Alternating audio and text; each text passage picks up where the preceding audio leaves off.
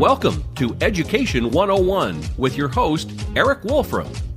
Education 101 is about the amazing education community we have in the greater Spokane area. We highlight the outstanding programs, teachers, supporters, and opportunities of the education community in the Spokane region. Education 101 is brought to you in part by STCU. Here's Eric.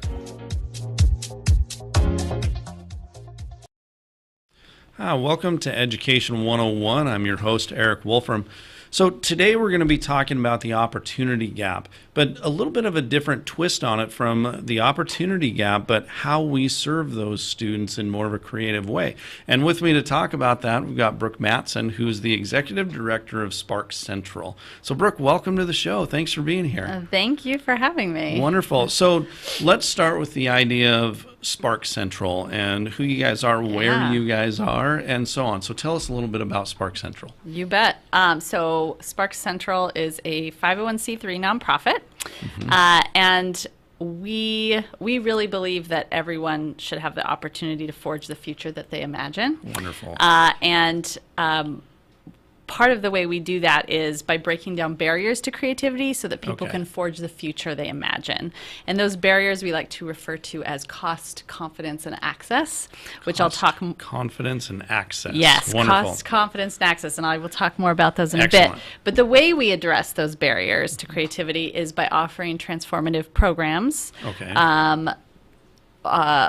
Access to a creative space with technology and a creative community where people can belong. And we do that all at no cost, thanks to community support. That's pretty amazing. Yeah, thank you. We're really proud of it. And we have really passionate staff and great volunteers. We have a station.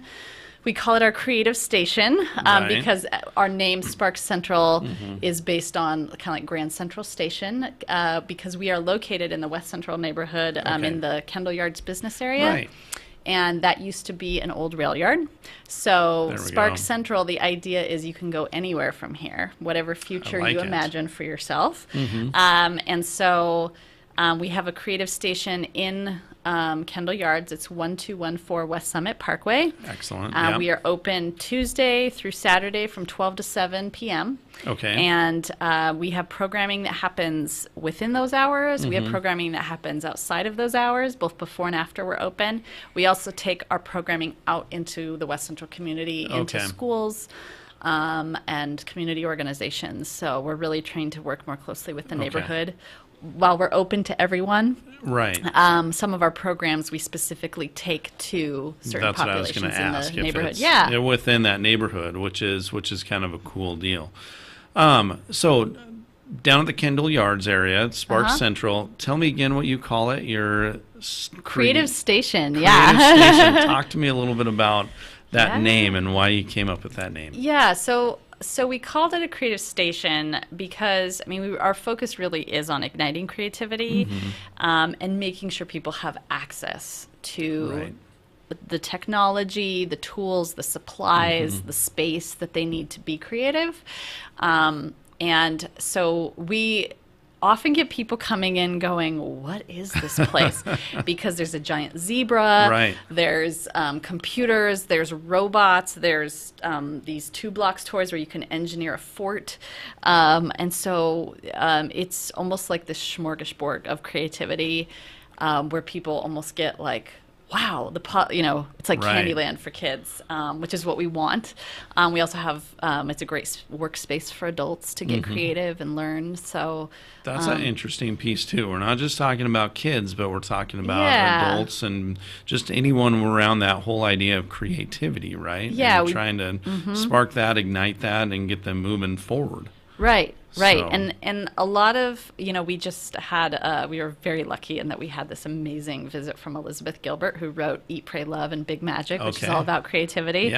And, one of the things she said, one of her quotes from that Big Magic book is, and I'm going to paraphrase here because I can't remember the exact wording, but essentially that a creative life it's a richer life, a fuller life. It allows you to have the confidence to do more in your life and pursue the dreams that you have for yourself. And that's so important for kids to have that inspiration and the to be encouraged to pursue their dreams when they're young and they have all those imaginative possibilities for themselves. But then adults also need some of that inspiration where they may be, they may be close to retiring, but they're like, man, I've always loved poetry and I haven't written a poem since I was in high school. And we get some of those people and they're like, I wish I had done this sooner. Oh, that's wonderful. And, that's just really cool. Or they're learning coding now after, Yeah. That everyone should have access to that. So it doesn't matter I don't think it matters the age. Once you see that excitement of learning and that light bulb click on, it's just an amazing thing. And I think, for most of the teachers, if not all of the teachers out there from the education side, that's what we're in it for. It's that little spark of going, oh, I wish this is great. This is great. Good. Talk to me a little bit about the opportunity gap. I mean, that's kind of what we're talking about, how we're serving. And right before we got on, I kind of mentioned the idea that I really like the way you think about the opportunity gap, because with the opportunity gap, from my point of view, it's the idea of how do we make sure that underserved populations are being served to close that gap.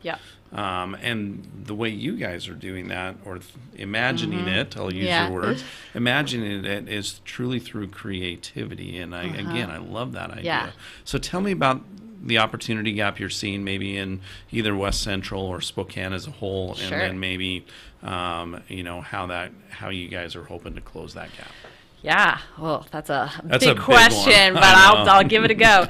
Well, so my background is an educator. I taught high school for 8 years. So that's my personal background coming to this role. And so I worked 7 of those years at an alternative high school. And so I got to see a lot of the disparity in opportunity. The West Central neighborhood has traditionally not had a lot of resources allocated to it. And that is something that, we strive to help be in that gap. There's a lot of amazing organizations, amazing schools in the West Central neighborhood, and they're doing amazing work. And so we want to support that work and be part of it. One of the things that struck me when I was in education and that has transferred over to SparkCentral is cost is more of a barrier than we think it is. From everything from ASB cards to participation in sports, there's always a fee. And we had a lot of school trips we did at Mead Alternative High School, and we would always offer scholarship forms. And it was amazing to me how many of the kids and families turned down those scholarship forms because they did not see themselves, nor should they be required to see themselves as in need or low income, because there's, I think, a lot of shame for people attached to that. And who doesn't want to be in control of their own life and their own destiny? So, when SparkCentral first started, we played around with a lot of different ideas. And one of the things I'm really proud of that our programming for youth, our community events, our membership is all at no cost. Because rather than have people feel like, well, that would be a nice thing to do if I had the money, or having people have to opt into a scholarship option, we actually flip it. So when you register for our programming, there's always, the default is always at no cost. And then if you would like to donate on top of that to support our programming, you can register and do that at the same time. And that has worked really well because people then feel like, oh, okay, I'm always welcome. I'm always part of this community. But then if I want to go above and beyond and give, I can. And people have been really generous in that regard. That's great. And, there's a big difference, I think, between equal access and equitable access. And so sometimes we think we're being equal when we offer like, oh, you can just, go this extra 3 steps and then we could get you in there if you can't pay.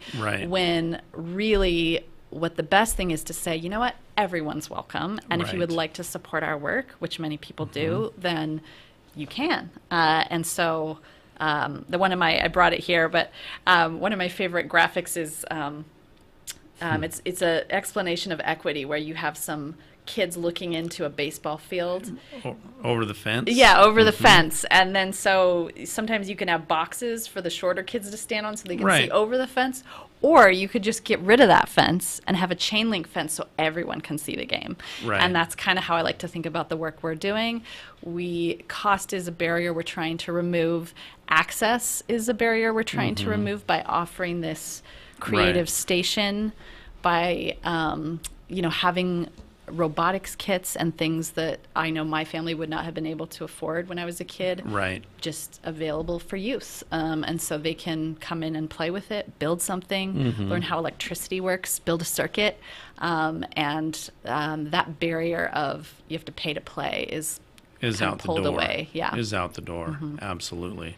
No, and I really like that. I really like that this is a great example, or your plan is a great example of that equitable piece versus just equal across the board. It's, that Yeah. equitable piece is that's that big piece that goes along with it. You talked about cost. You talked about access. Was there one more piece? Oh, that, confidence. confidence. Tell Yeah. me a little bit about that, just briefly. Yeah, so what I love about many of our youth programs, I think this is easier done with adults, but our youth programs are very imaginative in that we ask kids to imagine themselves in a certain role.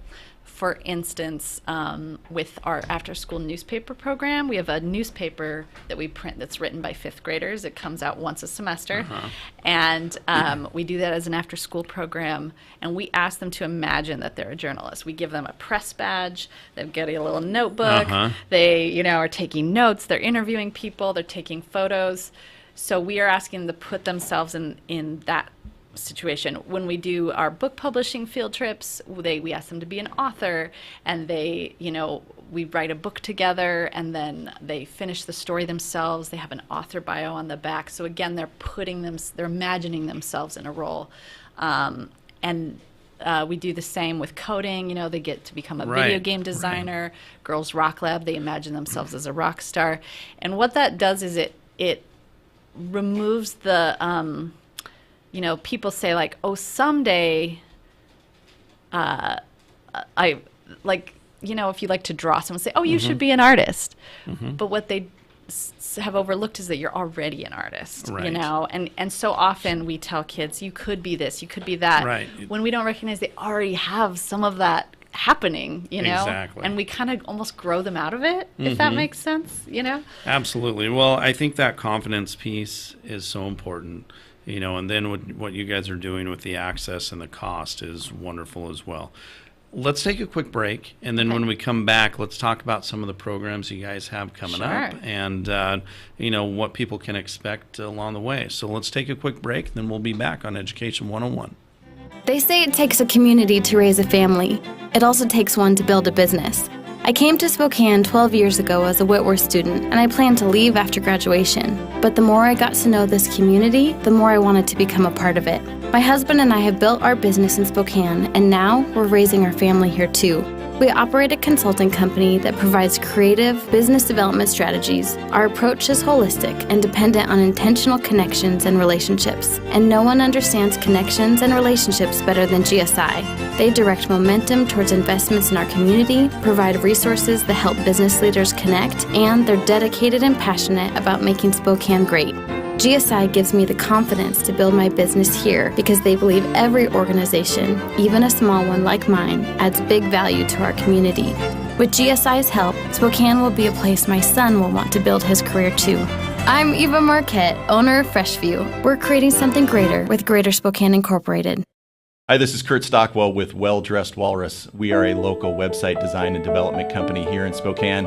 What we do is build beautiful, usable websites for local businesses. A website needs to be beautiful, it needs to be usable for your users, your customers, and yourself. Contact us anytime. We'd love to talk with you about your online marketing.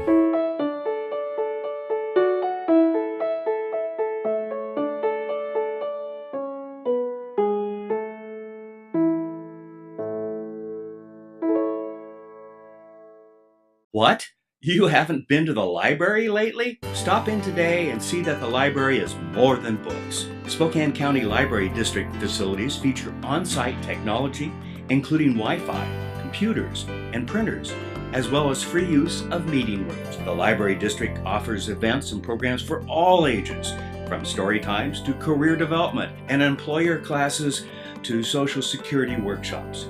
Our staff is well trained and happy to help. Find out more about your library at scld.org.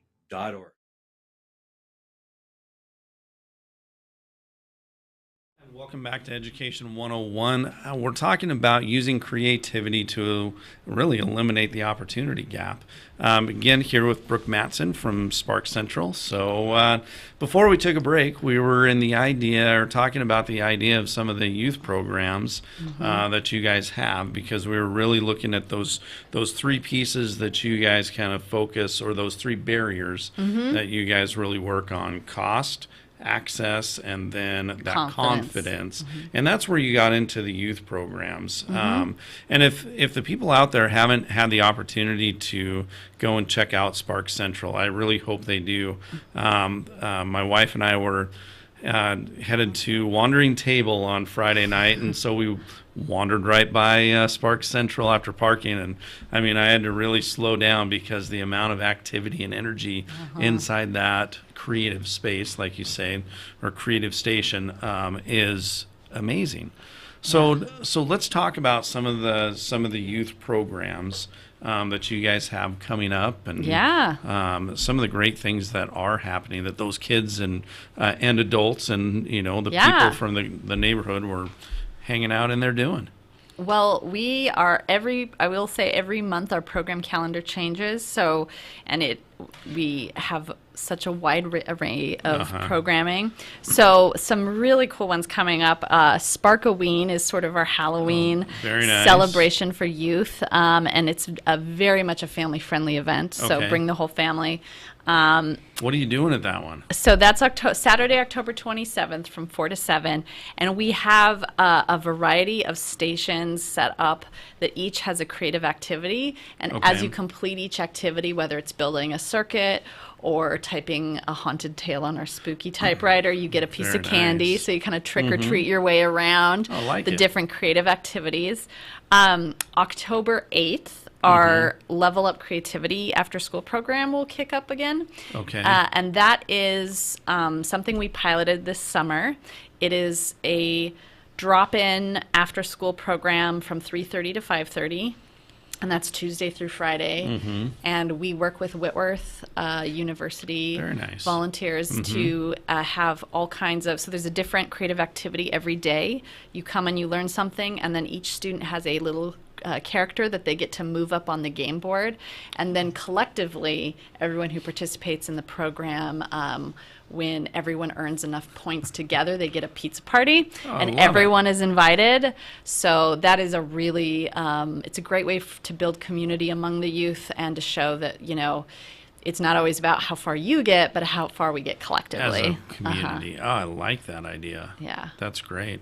I bet that also ties right into that confidence thing, when you're working and you've got people around you as well.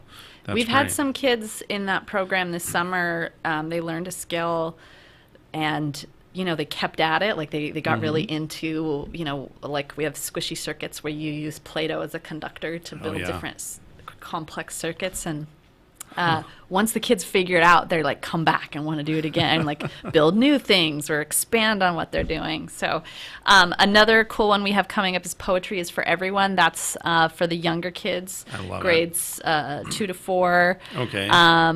And then and that is November 3rd from 10 a.m. to 12 p.m. That's going to be led by Ellen Welker. She's a poet and has great experience with kids. So we'll be doing some fun wordsmithing and poetry play in that. Another great one for primarily for adults, but really we've had all ages come, is our silent writing party, which is as introverted as it sounds. Yes. We have a live guitarist, Michael Milham will be there, and it is a very much enforced silence. Really? So you come in, we have coffee and tea, and then people just hunker down and start writing. while the guitar is playing. And then, sometimes we have prompts there. It's National Novel Writing Month in November. Oh, very nice. So it kicks off Thursday, November 1st from 7 to 9. So it's just a nice evening of coziness and writing. Yes. So, yeah. Huh. Yeah. I like it. So, but I think all of those that you shared really talk about the breadth of different activities that you have. Whatever the interests are, it's not just STEM type things. It's not just the literacy stuff. It's really across the board. Yeah. And I think that's to be commended, to be able to be thinking through what truly are the interests of the community as a whole and how do we get people in there. So that's pretty cool. Really quick, at the beginning, you kind of talked a little bit about some of the things that are in there. And as you were talking about these, I was thinking, I wonder if we can use our imagination, if you can paint us a little picture of what it's like inside there. Because I've been in there, I think, a couple times, but I don't know if anybody out there or if there's some people who haven't been there. So, and we're talking about all these, we're talking about access, right? And all these things. But, as you kind of walk through, can we imagine, help us kind of paint a picture, a picture. Yeah, sure. Like a little tour. Absolutely. So when you first come in, to your left is a bookshelf with all kinds of local authors and graphic novelists, topped by our giant zebra Howard. Yes, who absolutely. Usually has some sort of adornment for the season. And then ahead of you is comfy chairs. There's a stage, which that stage we use for programming. It also doubles as a presentation stage if we're doing like a reading or a performance. During the day, that is our kids' play area, and there is books, there's building toys, there's gears where you can build all kinds of connectable things and kind of tinker toys. And then to your right, there is a bank of computers that has everything from virtual reality and Steam that you can. We only run the virtual reality on Saturdays because people start bumping and they have to be supervised or they'll knock someone over. So we've got computers with all kinds of programming. The Adobe Creative Cloud Suite is available for free. Oh wow! Then we have that whole wall is computers for the community to use. It is.